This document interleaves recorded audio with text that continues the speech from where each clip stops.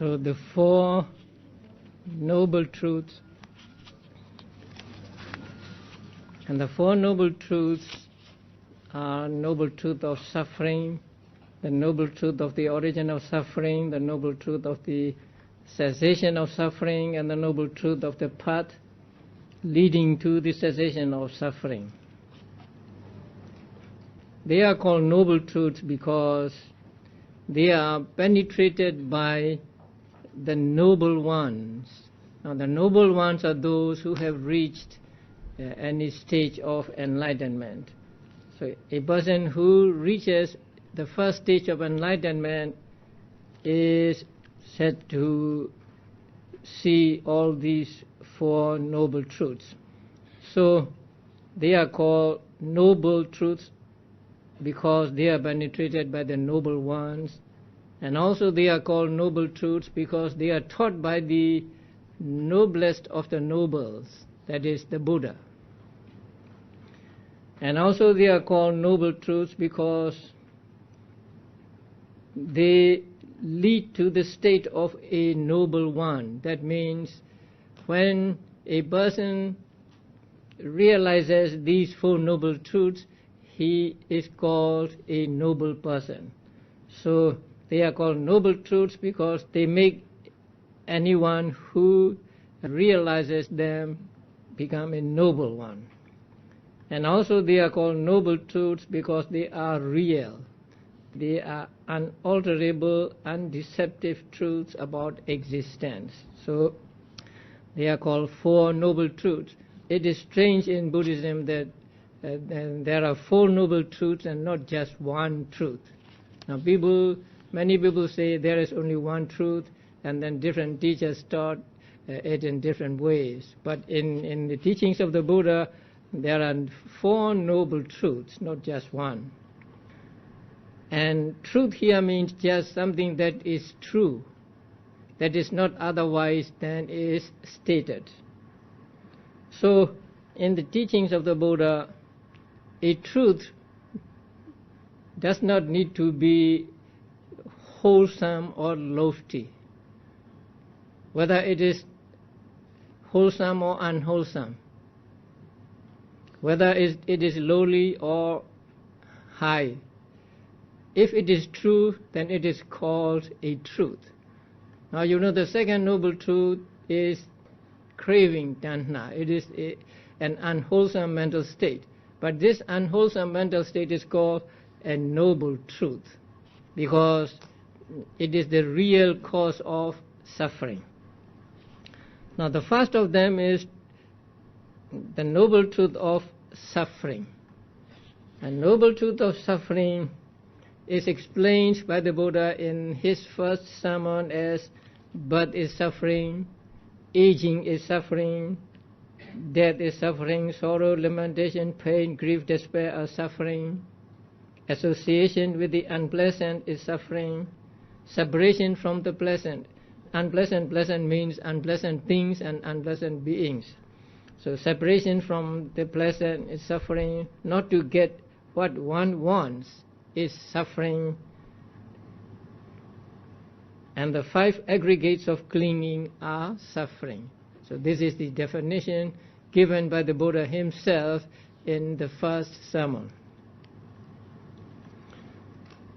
If I have to talk about this in detail, it may take some more hours. In July I went to Japan and I gave talks on these four noble truths in detail, and it took me 6 hours. There are many books on the Four Noble Truths, and the one written by the Venerable Bhikkhu Bodhi. Yeah, you haven't? Oh. What was that you wrote? Noble Eightfold Path. Oh, right.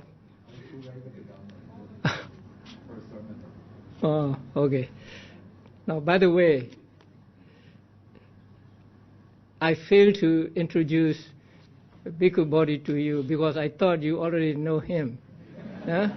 Now, say you are studying his book for now almost a year, But now you are seeing him in person. Now this Venerable is Bhikkhu Bodhi. I put it together about 12 or 13 years ago. So it seems rather strange to me now. I'm reading it as though I'm learning for the first time. So, I am teaching his book and he is attending the class.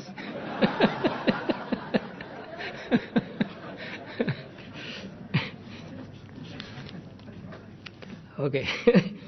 So then there are many books and you can choose any book and read to know all of in more detail.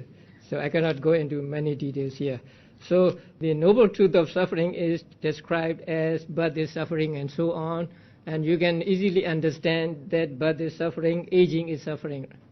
To get old is suffering. You don't want to get old, but you get old, and so that is suffering and so on.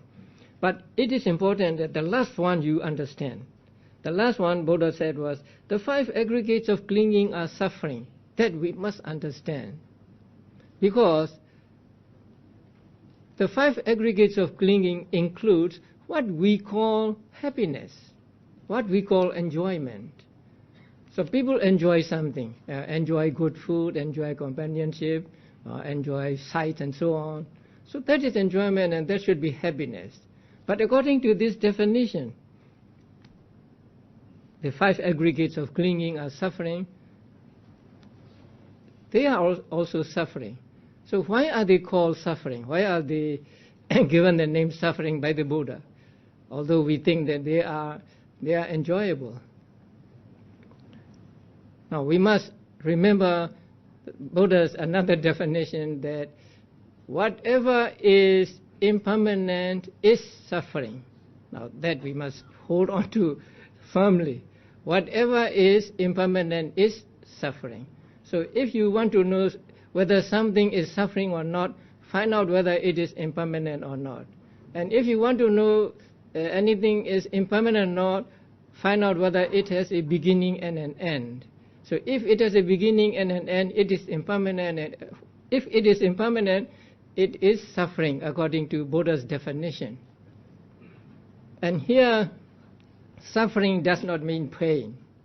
Pain as suffering is very, very easy to understand.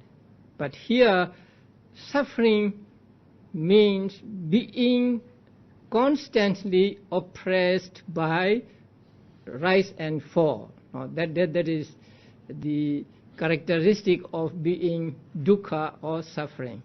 So, what is the mark or characteristic of suffering? Being constantly oppressed by arising and disappearing. So everything is afflicted with arising and disappearing, rise and fall. Everything has rise and fall.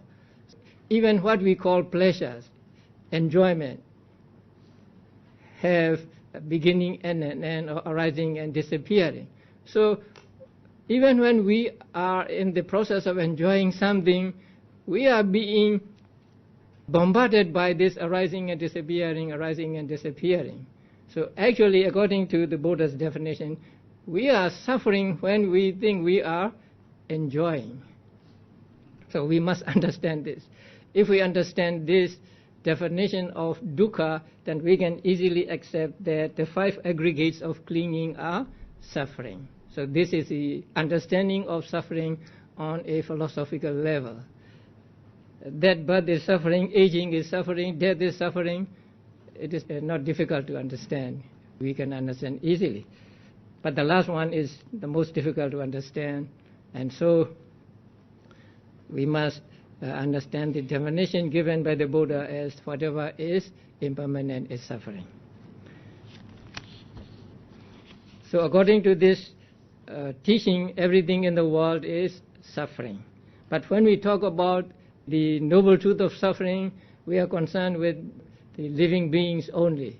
So we are not to say that this is suffering, a tree is suffering, a stone is suffering, a rock is suffering. We don't say that, although they have the rising and disappearing or rise and fall. So we are concerned with the living beings. Now second noble truth is called noble truth of the origin of suffering, or the cause of suffering. So what causes suffering? The Buddha said that craving causes suffering. So craving is the cause of suffering. Because we have craving, we are attached to our lives, we are reborn again and again. So rebirth really means arising of some aggregates. Since the aggregates are suffering, rebirth is itself suffering. And this rebirth is caused by the craving in the past life. We crave or we are attached to something, and that attachment produces a rebirth. Now, attachment is a mental state. This mental state has the power, a potential to give results, and the result in the form of rebirth. So, the rebirth is caused by the attachment in the past, and that rebirth is nothing but suffering, and so the attachment is the cause of suffering. And the craving is said to be of three kinds: the craving for sense objects, and craving associated with the view of eternity, and craving associated with the view of annihilation. Now, view of eternity means the view that things are permanent. The beings are permanent, Atman is permanent, and so on. And annihilation view means after death there is no more, nothing. So death is the end of all things, and there is no more after death. So that is the view of annihilation. So craving associated with that view is called the craving for annihilation, not actually craving to be annihilated. At one time, I gave a book to a man and he read, and then after a few days he came back and said, Buddha talked about, say, suicide, and Buddha allows suicide. I was surprised. So where did you find that? And he said, here is a craving for annihilation. So I have to explain to him that this is not craving for annihilation, actually. Craving that is associated with the view that beings are annihilated at death and no more of them after that. So there are three kinds of craving. And craving causes rebirth, which is, in ultimate analysis, suffering, and so the craving is said to be the origin or cause of suffering. And then the third noble truth is the cessation of suffering. This is the stoppage of suffering. And cessation of suffering is actually nibbana. So only the dukkha or suffering ceases when we realize nibbana or when we reach nibbana. And it is achieved when craving is eradicated. And the fourth noble truth is the path or the way leading to the cessation of suffering. And it is actually the Eightfold Noble Path, or Noble Eightfold Path. Now, the first noble truth is like a diagnosis.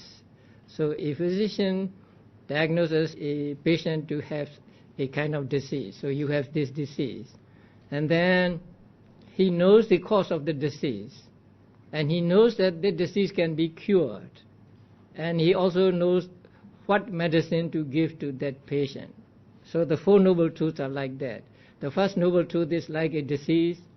The second noble truth is like the cause of disease. Third noble truth is the cure of the disease. And the fourth noble truth is a medicine.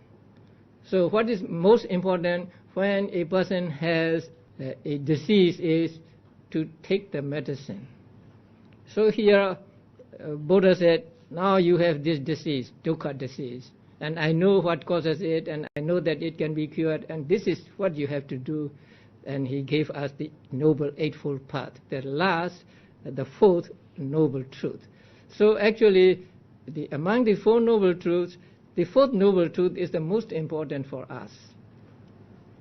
And we have to practice it, not just know it, not just understand it. Just knowing it or just understanding it will not help us to get rid of suffering. So in order to get rid of suffering, we have to put into practice what Buddha taught us, the Eightfold Path, or practice of meditation. So Buddha's teachings are like medicine, and so long as we do not take the medicine, we will not get cured. We may have hundreds of bottles of medicine at home, but if you do not take any one of them, you will not get any benefit from the medicine. So medicine is to be taken. In the same way, Buddha's teaching, especially the Fourth Noble Truth, is to be practiced. So when we practice the Eightfold Path, as the Buddha did, we will also attain what we aim for. So among the Four Noble Truths, the Fourth Noble Truth is the most important for us. First, we must understand the Four Noble Truths and also the Fourth Noble Truth, and we must understand the components in the Fourth Noble Truth, and we must practice these components, or we must practice the factors making up this Eightfold Path. You all know the factors of the Eightfold Path. We have been talking about it again and again, and we have with them in this chapter 2 times. The path factors, right? In the second section and in the third section we met them. Right understanding, right thought, and so on. And so we must practice them so as to achieve the cessation of suffering, or so as to eradicate the mental defilements, so as to eradicate the craving and achieve the cessation of suffering. So by practicing the Fourth Noble Truth, we abandon the Second Noble Truth, and we realize the Third Noble Truth, and we get out of the First Noble Truth. So the Fourth Noble Truth is the most important. And there is a note here in the manual. It should be noted that while in the section on the requisites of enlightenment, the 8 path factors may be either mundane or supramundane.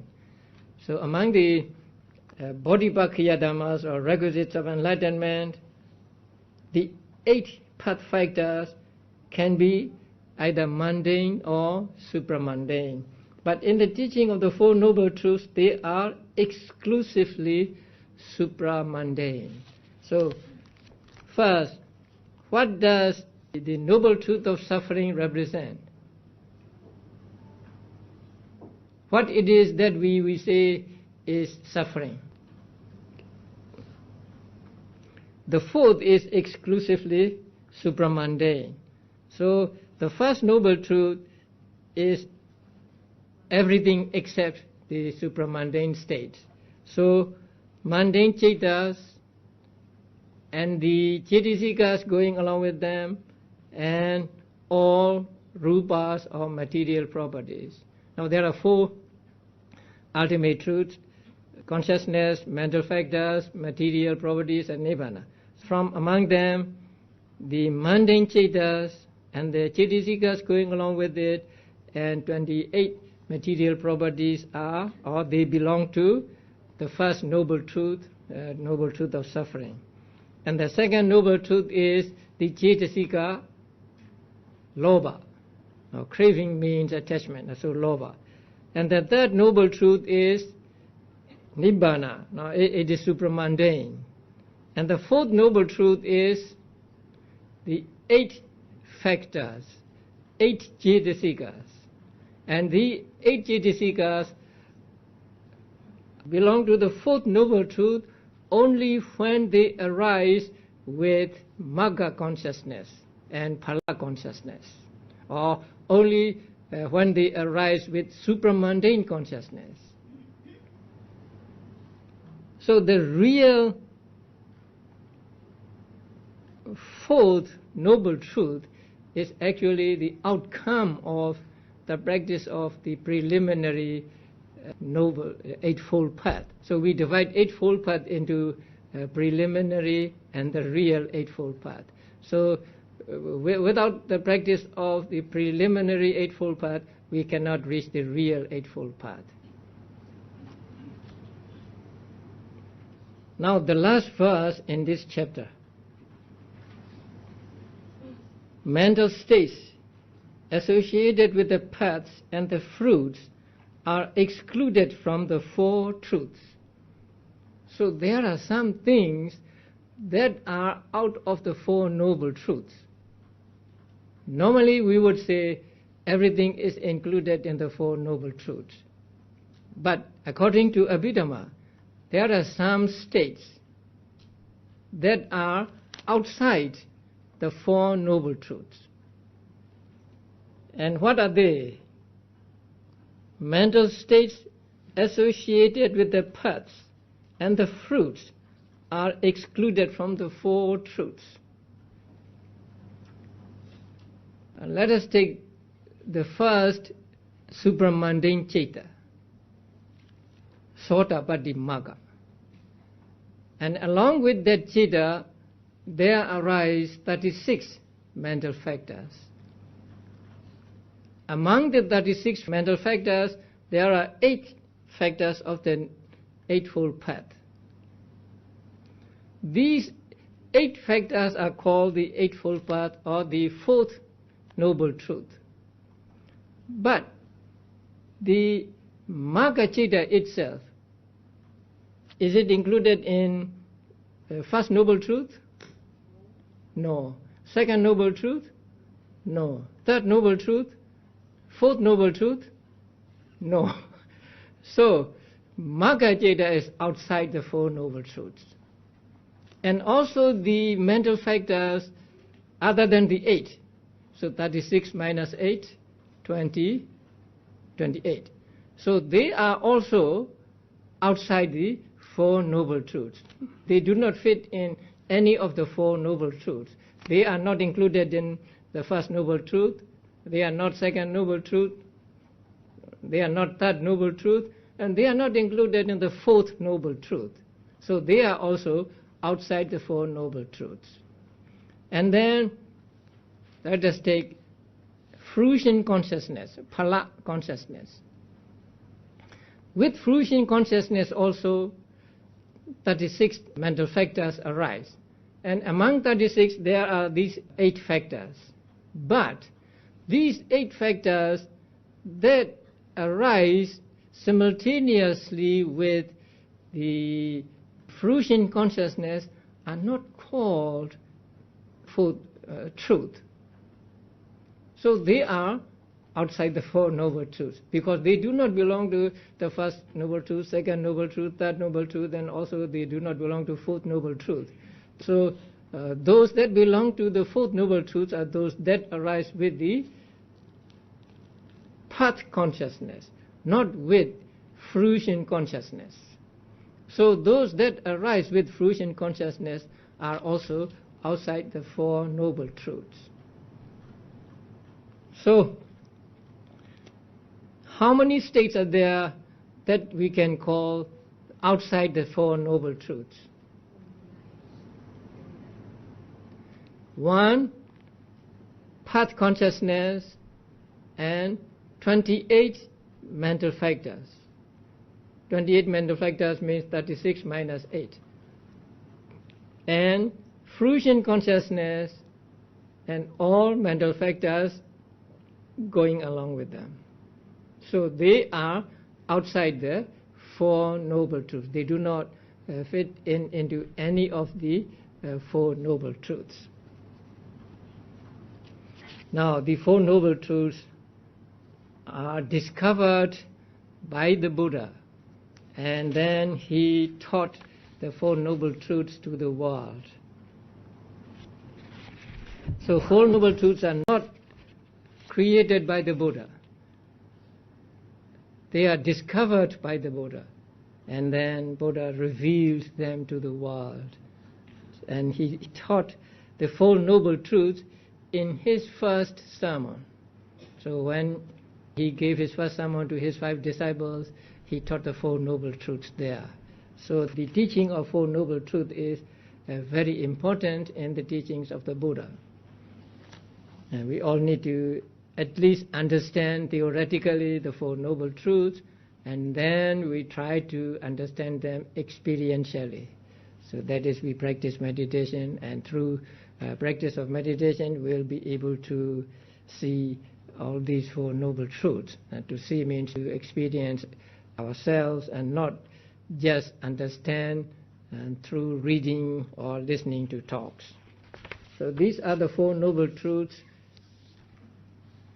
explained or just mentioned in this section. This section is called section of the whole or section of the all. That means they include all ultimate realities. Now, in this chapter, in the 7th chapter, we have studied the asavas and so on, and so we now have a good knowledge of different names given to different mental factors and also material properties. And to understand the teachings of the Buddha, when we read the discourses and when we read the Abhidhamma, it is important that we are familiar with these teachings or these terms. If we do not know these terms according to Abhidhamma, we may misunderstand some of the teachings, or we may not understand the teachings at all. So it is important that we are familiar with these. And also, the author is giving us this information here, not just giving us information, actually, he is preparing us for the 9th chapter. In the 9th chapter, the meditation will be explained. Although these categories will not be mentioned there, still we need to have at least the theoretical knowledge of these categories so that we can practice them, we can take them as object of our observation when we practice vipassana meditation. So actually it is, in one way, it is in preparation for the vipassana meditation that the author is giving us this information in this chapter. And this chapter is not difficult to understand, as you know.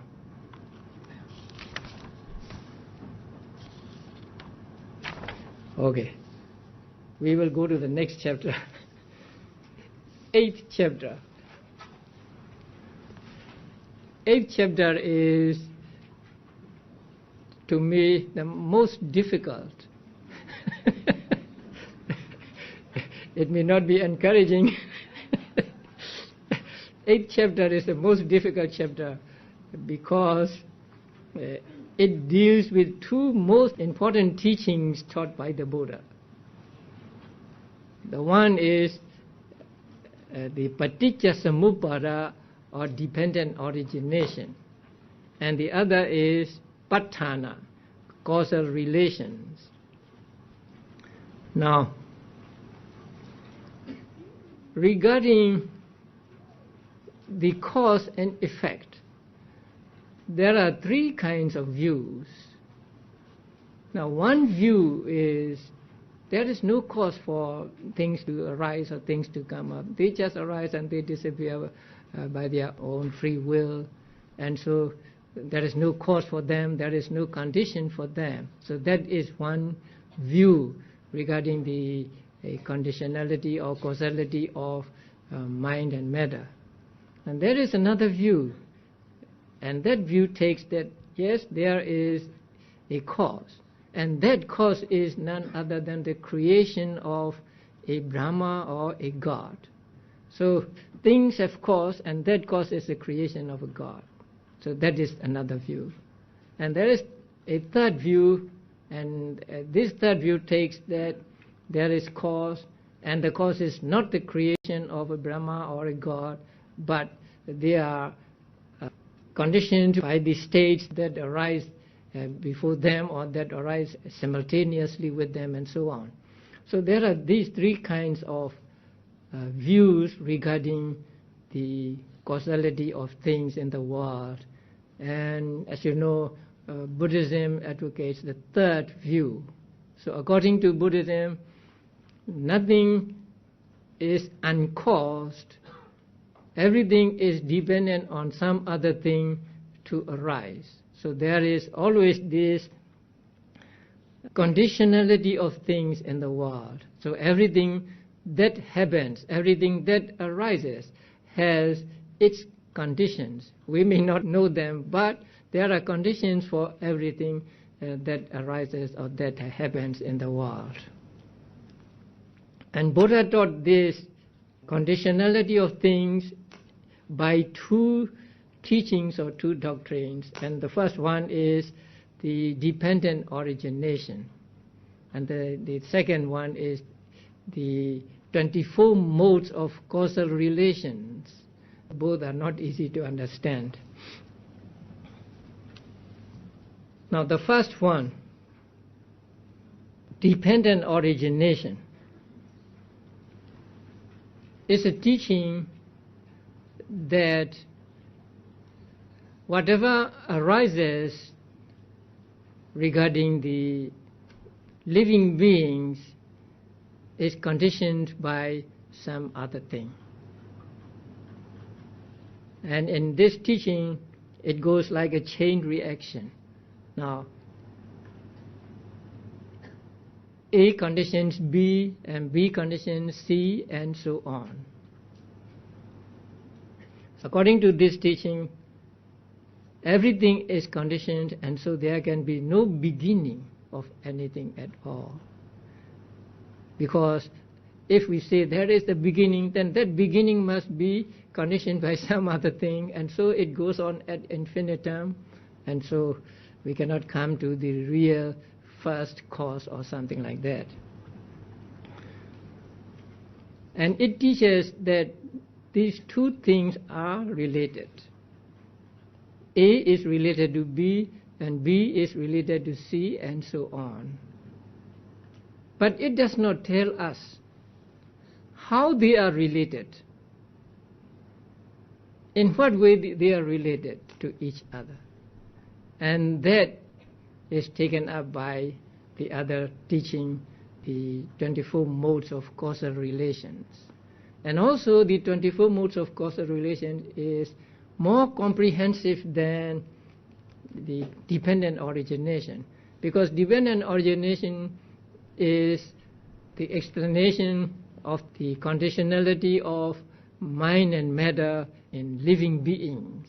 So it does not say anything about outside world. It does not say anything about the causality of physical things. But in the other teaching, it is called Patthana, 24 modes of causality. Both animate and inanimate things are included. So we'll find explanation of the relations between matter and matter, matter and mind, mind and matter, and so on. And also the Patthana, the 24 modes of causal relations, explains to us how or in what way things are related. So it is like, suppose A and B are related, we will say. Now that is dependent origination. But Patthana would say A and B are related as father and son, or uncle and nephew, and so on. So how they are related is also explained in the 24 modes of causal relations. That is why both are very interesting, and I think these two teachings made Buddhism unique among all religions, because it teaches the causality of everything. So everything is dependent upon some other thing, and nothing is absolute, and there is no divine power or something that is involved in this rolling on of the phenomena, and so it is very interesting, but also it is difficult. So in order to understand these two, you need to be familiar with the preceding chapters. So when in the United States my disciples asked me to teach them the dependent origination, I said no. First you must study Abhidhamma. So only after they have studied Abhidhamma with me did I teach them the dependent origination in detail. It would be very good if we could study it in as much detail as possible, but as you know, time is limited for us. But we will cover as much as possible in this short class. So the first one is called dependent origination.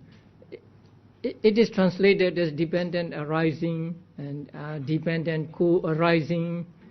There are many other things, many other translations. The word Paticca Samuppada itself is a difficult word to understand, and I don't intend to explain this to you according to the explanations given in Visuddhimagga. It's too involved. So just understand that this is a doctrine of dependent arising or dependent origination, or a doctrine that teaches that everything that arises is dependent upon some other things. And this dependent origination was known to the Buddha even before his enlightenment. Now first, let us say that dependent origination is not a creation of the Buddha. Buddha himself said, whether Tathagatas appear in the world or they do not appear in the world, there remains this structure of conditions. That means there remains this element of causality in the world. A Tathagata means Buddha. A Tathagata appears in the world and discovers it and then taught it to the world. So it is not the creation of the Buddha. Buddha did not create the dependent origination, but it is his explanation of what's going on in the world. And it seems that Buddha was familiar with dependent origination even before he became the Buddha. Now, you all know that Buddha, or rather the Bodhisattva, spent 6 years in the forest practicing meditation to attain Buddhahood. On the last day of his 6 years, let us say, to make the long story very, very short, because I think you are familiar with this Buddha's renunciation. So on the night of the full moon day of May, he sat down under the Bodhi tree, right? And he practiced meditation. He practiced Anapanasati meditation, or mindfulness of breathing meditation. And he gained first jhana, second jhana, third jhana, fourth jhana, one by one.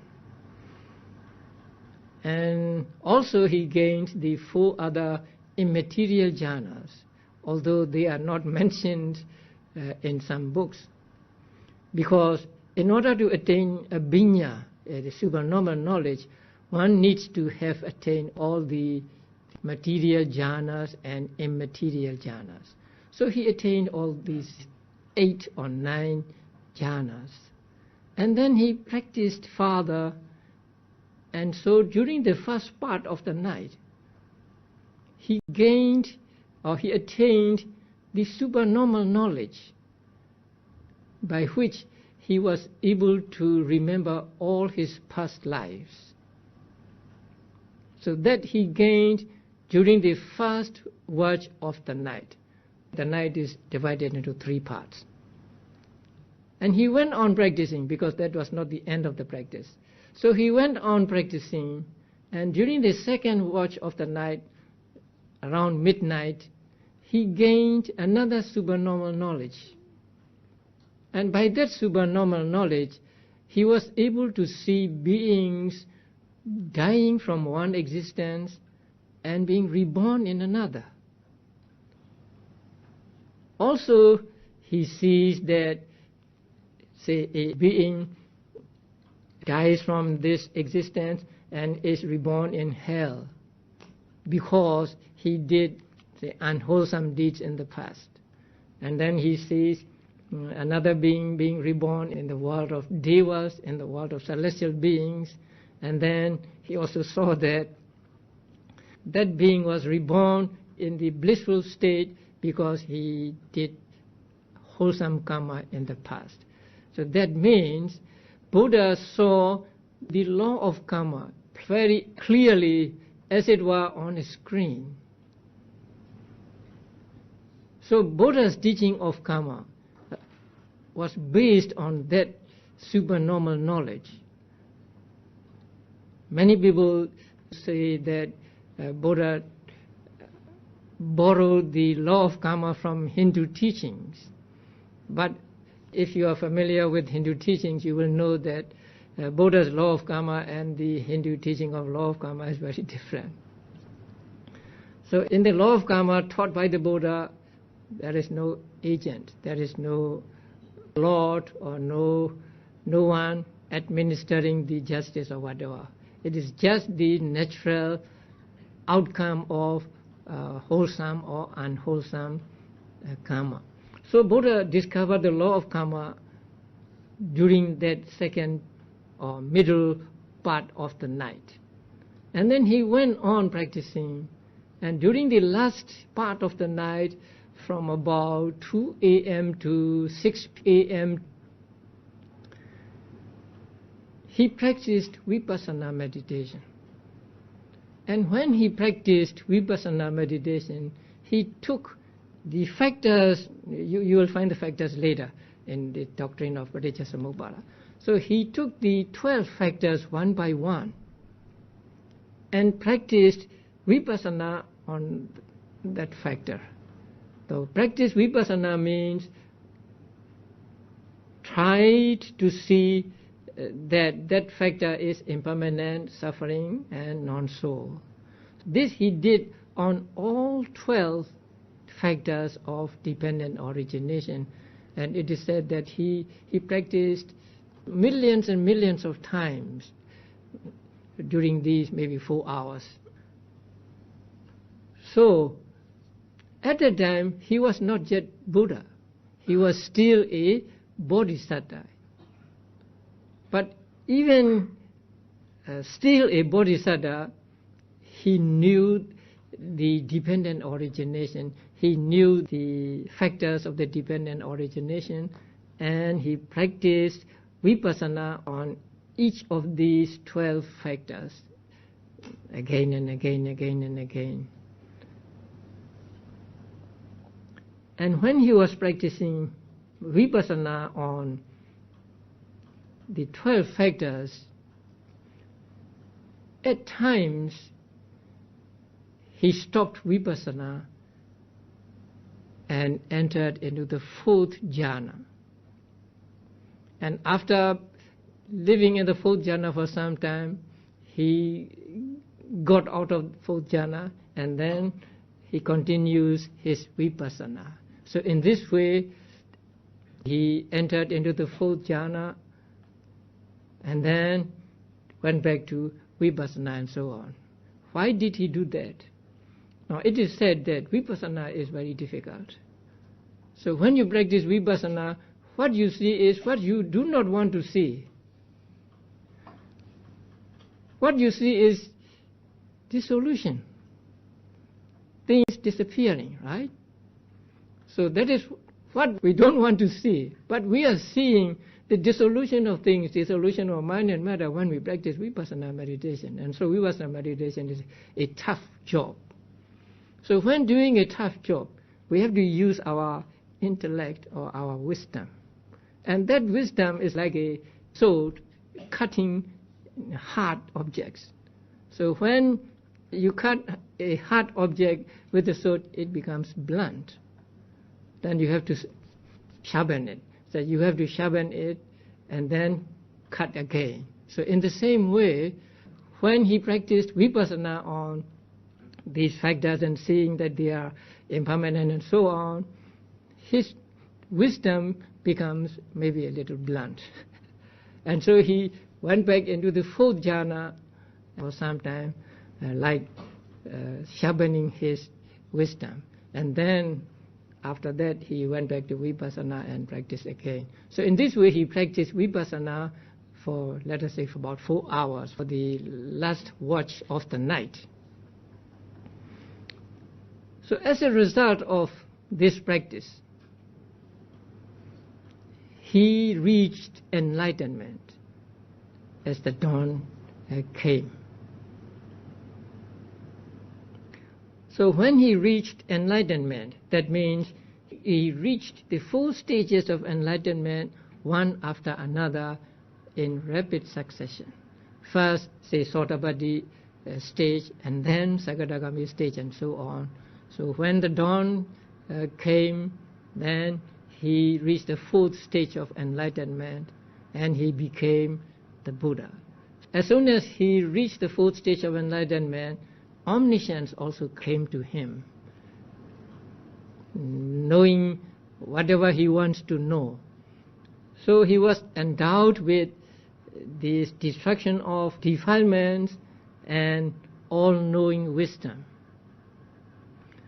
So what I want to say here is the dependent origination was familiar to the Buddha even before he became the Buddha. And he practiced vipassana on the 12 factors of the dependent origination, and he contemplates on them many times, millions of times. And that is why vipassana he practiced there under the Bodhi tree is called Maha Vipassana, the grand vipassana, not like vipassana we do here.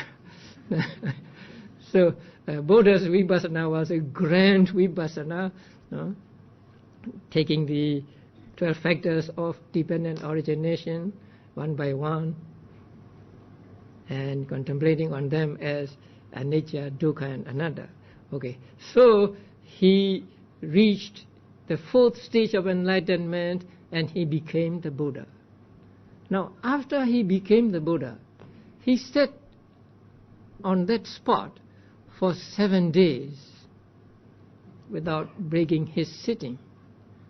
And while he was sitting there for 7 days under the Bodhi tree, he was again contemplating on the dependent origination in the regular order and in the reverse order. Now regular order means the arising and reverse order means cessation, not backward, but cessation is called here reverse order.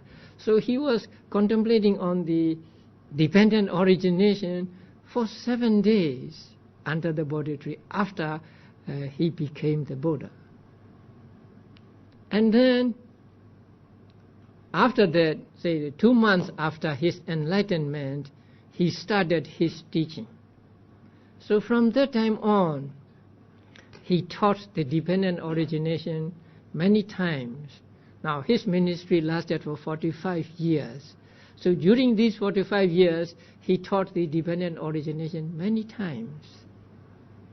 And you can find the teaching of dependent origination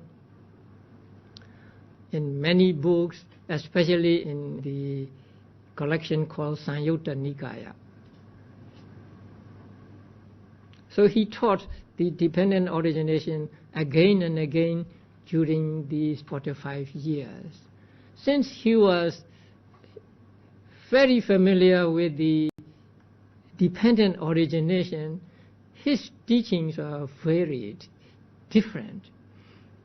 He taught differently to different audiences or different beings. Sometimes he would pick up in the beginning and then he would go to the end. Sometimes he would pick up from the end and then go backward to the beginning. And sometimes he would pick up in the middle and go forward or backward. So he was so adept with this dependent origination that he taught in many different ways. So now we are going to study this dependent origination, or dependent arising, whatever you may call it. First, I want you to be familiar with the formula of the dependent origination. The regular formula for dependent origination begins with avijja, paccaya, sankhara, and so on. But there is a short form of that formula also, and you can find that on page 293, about the middle of the page. If you don't want to learn the long formula, you can just memorize this short formula. When this exists, that comes to be. With the arising of this, that arises. This is a very brief statement of dependent origination. So for those who are very gifted, just this may be enough. But for us, no. So we have to go to the detailed teaching of the dependent origination. So here, when this exists, that comes to be. With the arising of this, that arises. So this is a very, very, very short but meaningful dictum. So when this exists, that comes to be. With the arising of this, that arises. In Pali here, imasming sati idang hoti, imasupada idang upajjati. So, and there is another verse describing the dependent origination in brief. And that verse was actually taught to the Venerable Sariputta by the Venerable Assaji. Now, Venerable Sariputta, before he became the Venerable Sariputta, he was an ascetic belonging to a different teaching. So one day he saw the Venerable Assaji, who was the youngest of the 5 disciples of the Buddha. And he was pleased with the Venerable Assaji's demeanor, and so he approached the Venerable Assaji and asked who his teacher was and what teaching he teaches and so on. And so the Venerable Assaji said, I don't know much, I am new to this teaching. Then Sariputta said, either much or little, just tell me. I can understand even if you give me just a little bit. So the Venerable Assaji uttered a verse, and you may be familiar with that verse also. Ye dhamma hitu pabhava, te sang hitung tathagato aha, and so on. So that means there are states that springs from the cause. That cause the Buddha teaches.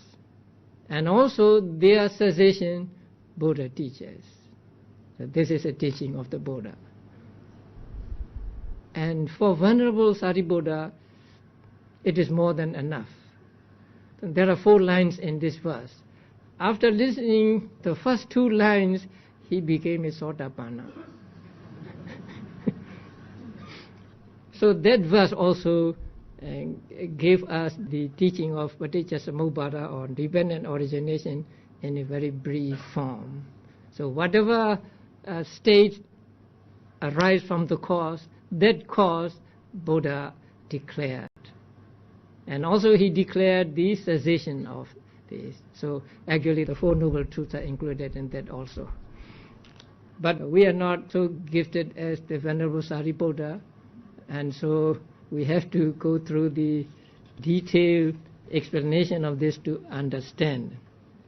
So the dependent origination, or here it is called dependent arising. So dependent arising, the formula for dependent arising you will see on page 294. If you don't mind, I would like you to memorize the Pali also.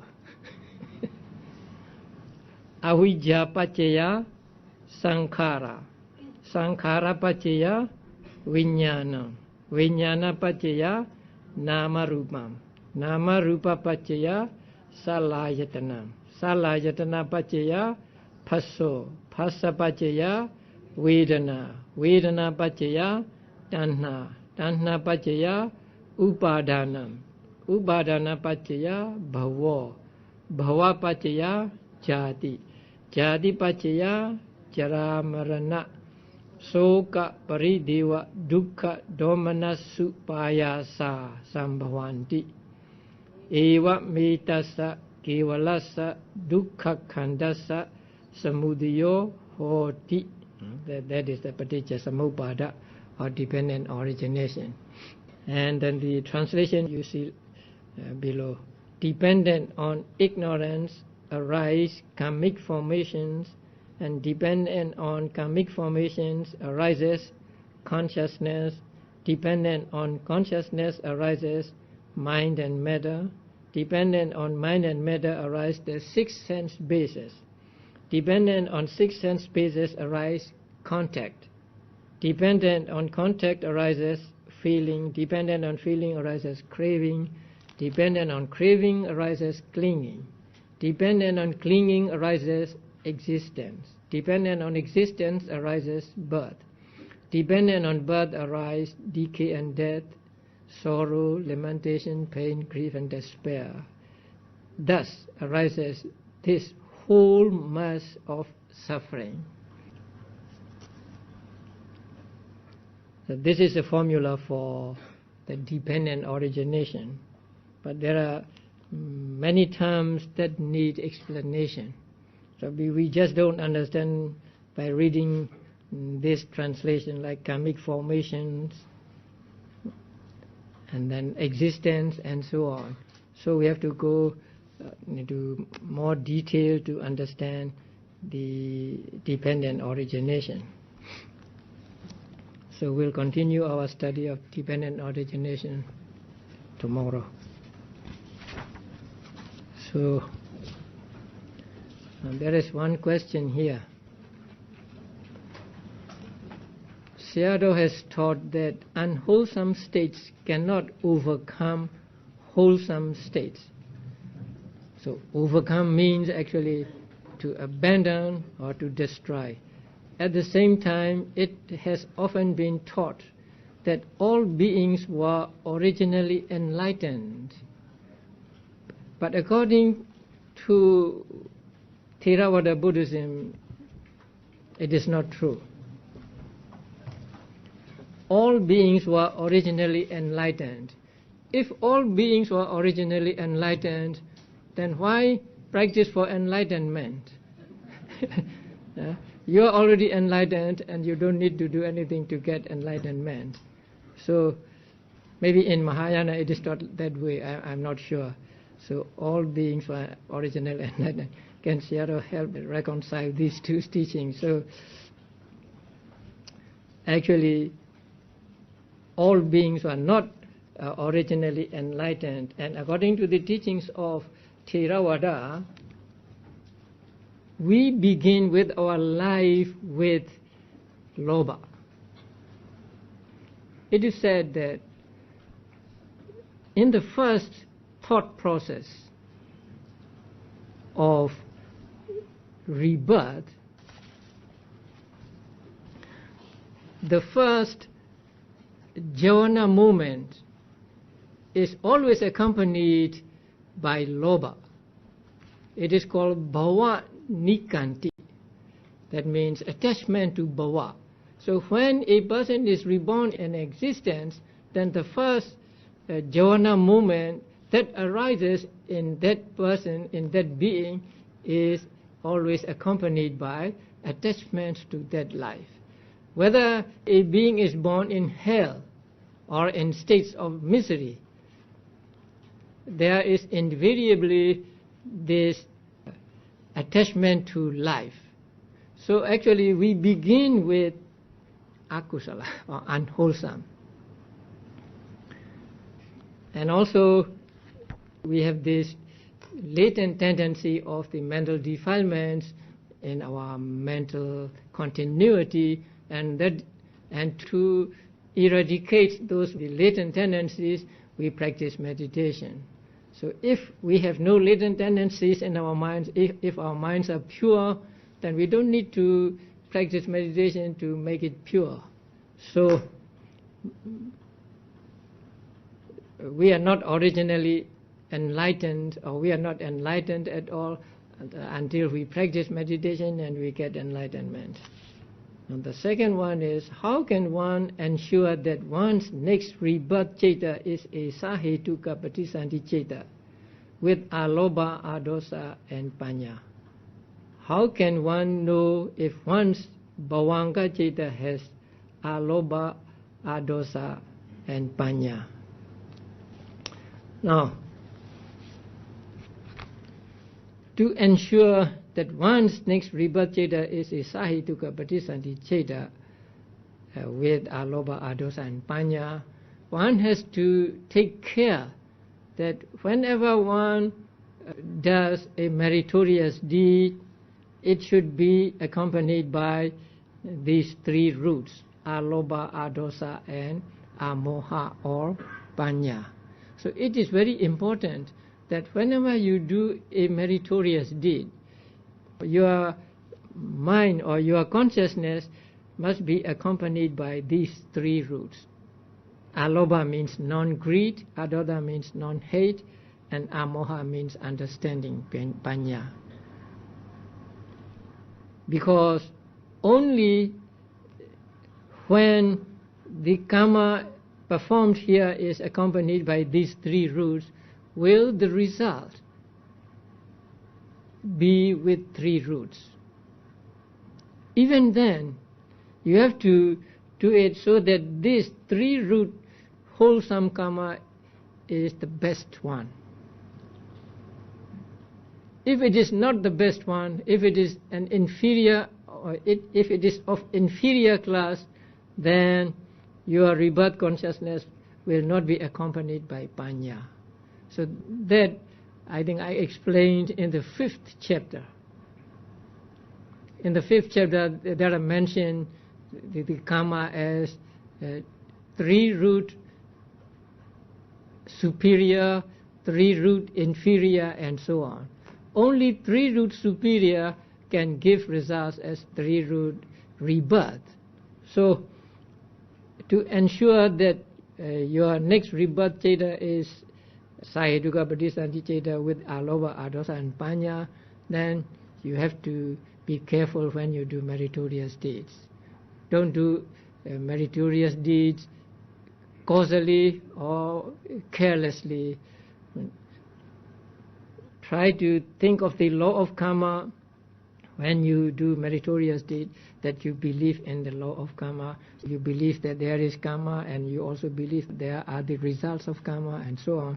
And so with that understanding, you do the meritorious deed. So that is very important, and I would like to ask you to be careful when you do meritorious deeds, because most people do it without thinking of the law of karma. Although they have belief in law of karma, it should be invoked at the moment of, say, doing the meritorious deed. Suppose you are doing a dana, you are doing a giving. So at the moment of giving, your mind should be accompanied by that understanding of law of karma. Basically, you believe in the law of karma, that's why you are Buddhist. But if you do not invoke that understanding right at that moment, then your consciousness at that moment is not accompanied by understanding. That means your merit is not accompanied by 3 roots. So if your merit is not accompanied by 3 roots, it cannot produce 3-root results. But how can one know if one's bhavanga citta has alobha, adosa and panya? Now bhavanga citta, you have to understand the bhavanga citta first. And bhavanga citta is very difficult to see. We are not aware of the bhavanga cittas arising and disappearing. Even when I am talking now and you are listening to me, there are thought processes going on in your mind, and each thought process is followed by moments of bhavangas, and then another thought process, then bhavanga, another thought process, and it is very difficult to see the bhavanga. It is almost impossible to know one's bhavanga citta has alobha, adosa and panya. Next question is, can you please explain the 4 ways of personality view, text page 267. One regards materiality as self, self as possessing materiality, materiality as in self, self as in materiality. Now, one regards materiality as self means one takes materiality to be self. Or one say, this is self. Let us say rupa. No? Materiality means rupa. Rupa is self. So this is one way of having the personality view. Rupa is self. Now the next is self as possessing materiality. That means rupa is the property of self. Self is one thing and rupa is another. So in the first, self and rupa are the same. He takes rupa as self. So self and rupa are same. But in the second one, self is one thing and rupa is another. And self possesses rupa. Or rupa is the property of self. So that is another way of personality view. And then materiality as in self. So that is, rupa is in self. There is rupa in the self. Self may be understood as something, say, something substantial, and then there is materiality or rupa in that self. Like there is a thing in the box or something like that. And then the fourth one is self as in materiality. So here there is self in rupa. So it is going one to another, right? So rupa in self and then self in rupa. So there are different ways of taking self, and so these are the 4 ways of taking self regarding materiality or rupa. And the same with the feeling, perception, mental formations and consciousness. Sanya make marks on the object which allow us to remember, but mind is a series of rising and disappearing of mental process. Thus sanya is also subject to this rule. How does each sanya able to keep the records, marks, memory when they are subject to change, when they are subject to not change, when they are subject to disappearing? In what way object that was previously marked by a sanya able to pass to the subsequent sanya? Now, we accept the momentary existence of states. So the mental states arise this moment and then it disappears. But there is another mental state arising, let's say sanya. No? One sanya arises and it disappears.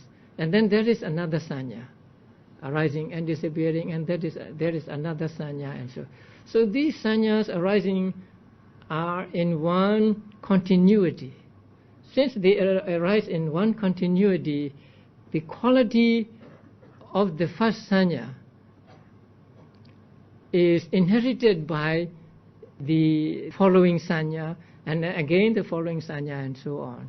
So in this way, the memory or the sanya is maintained through this series of the arising and disappearing of sanya. Not that memory is permanent and exists all through to the end, but at every moment it is new.